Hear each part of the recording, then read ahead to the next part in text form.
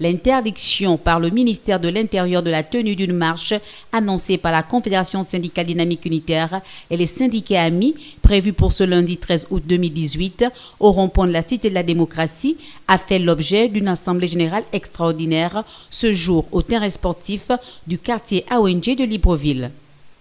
Nous ne sommes pas contre les mesures d'austérité réduisant le train de vie de l'État, quelqu'un l'a dit.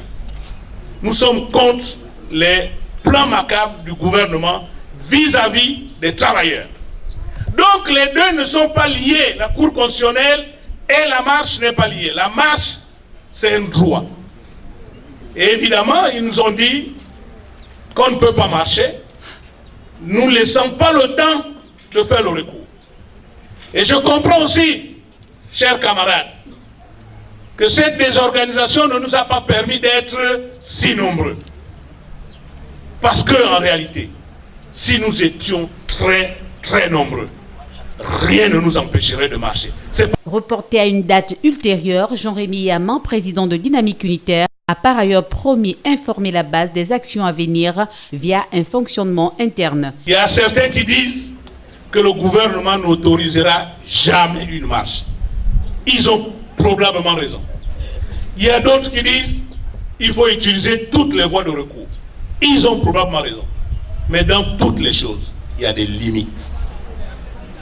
Dans toutes choses, il y a des limites. Mais ces limites-là doivent nous donner raison.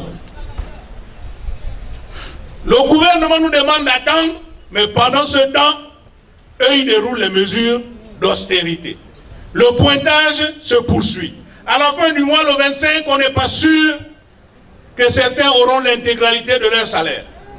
On risque d'avoir encore des surprises ce 25.